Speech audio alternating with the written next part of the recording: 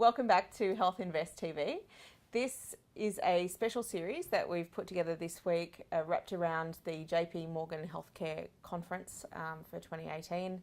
I'm really delighted to be here today with Paul Kelly. Paul, thanks very much for joining me. Thank you, Jane, for bumping into me and giving me the opportunity. It's a pleasure. So you've been coming to this conference now, San Francisco, this time every year. So straight after Christmas, you're giving up your free time to come over to this conference. And you've now come here 5 years in a row. This is your 5th year. What is it that keeps you coming back? Because you're one of the few Australian brokers, I would say, that actually takes the time to come over. What keeps me coming back for 5 years, Jane, is probably getting out of the Australian sunshine for a period of a week or two.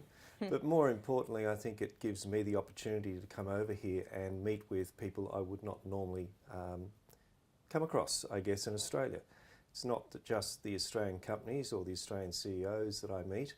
I'm introduced to a variety of different people from all different walks of life within the biotech industry, and it's that trust and that commonality and that continuing meeting of those particular people that engenders that trust and then leads to deals. Okay, so again, you've been coming here for 5 years now, and you would have seen the conference change over time, or this bigger healthcare week. What are the changes that you've noticed over that period? Well, certainly over the last 5 years it's grown quite considerably in terms of numbers. I understand the latest number for this year, they're estimating at 22,000 people. Right. So what you're getting, Jane, is a group of people coming from around the world, in particular from Europe and of course North America. And you get a lot of New Yorkers coming across, or East Coast people that want to do deals. And apparently, I'm told that this is the 3 or 4 days of the whole year where most of the deals in biotech are done, and medical device companies. So if you're not here, you don't get to participate in the deals. So therefore, what's the point of being around in 10 months' time when all the deals are done? That's why so many people come here. I come here during the Australian summer for the reason that there's not much going on at work. So in terms of revenues, there is some sort of drop-off naturally, but it gives me the opportunity to make more use of my time in America meeting those sorts of people. So you say, what is the difference in 5 years? Well, the one that I go to is Biotech Showcase, which is loosely connected to JP Morgan, as in JP Morgan were the first ones to start the biotech conference, I believe, in San Francisco. And then, of course, other people pick up on that idea, and they grow and they send invites out. And when I first came to Biotech Showcase, I thought it was the 3rd or 4th one that they had put on. There was something like 400 delegates. That's well over 1,600 now, maybe even more. I just can't remember. Right. But it has grown extraordinarily. So they've moved from a smaller hotel to an even larger hotel. And I've noticed also that there is a number of other adjunct type conferences in the medical device, and then off the back of that there's even further adjuncts to that that are starting to spring up in and around San Francisco.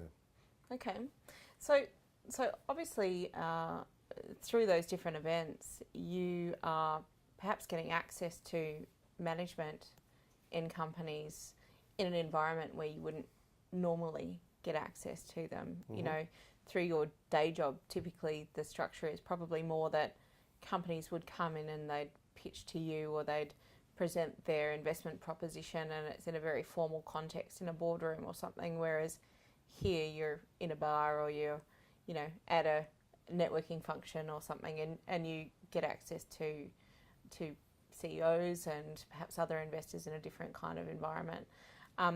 So what do you learn as part of that?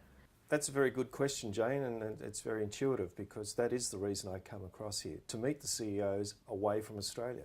When they come into our offices, invariably they're in a hurry, they're flustered because they're between various appointments. So they'll come in, they'll give a half an hour dissertation on their company and what they're about. And invariably you have 30 seconds at the lift well before they get in and they're off to the next meeting that they have.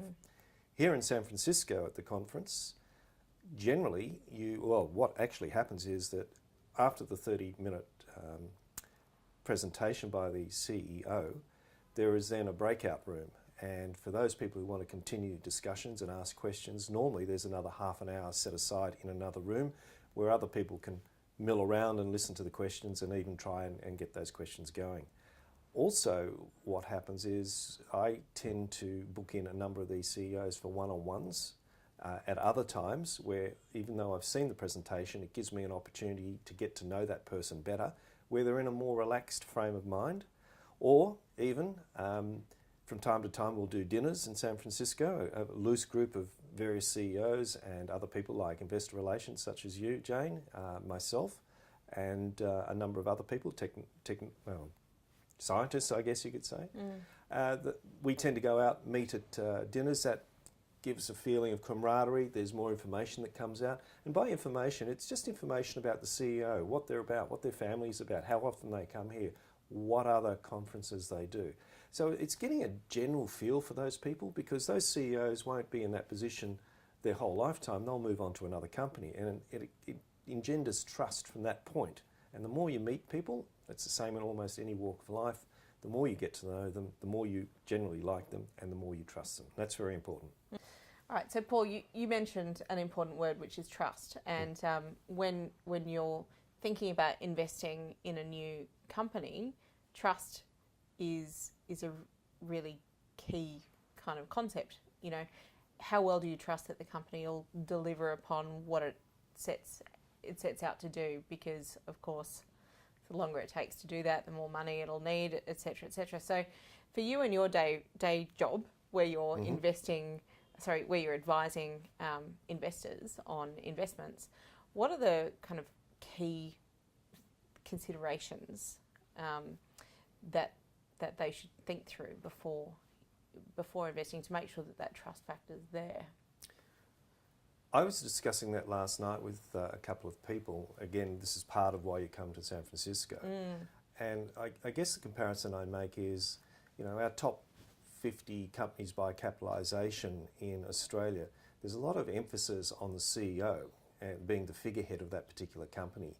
Now, if something goes wrong in one of the various sectors of that particular business, then they've got so many other sectors of the business that will make up for that downfall, shall we say, in revenue or profit or loss, whatever they might have. And the management is such that they've got the ability, because of the people supporting them, to get on top of that sort of situation.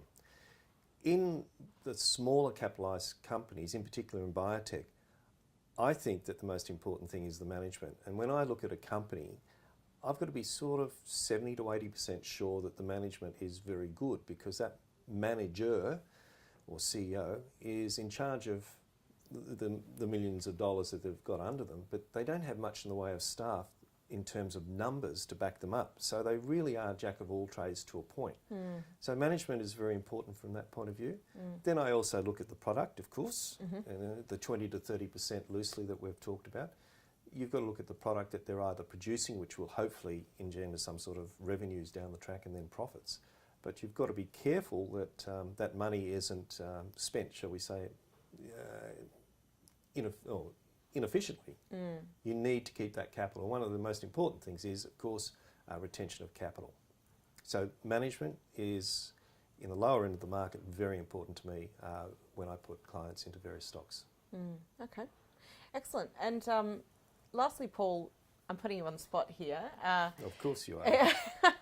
As we move into 2018, are there particular trends that you think might drive the way that you invest, or that the market tends to treat in various investments?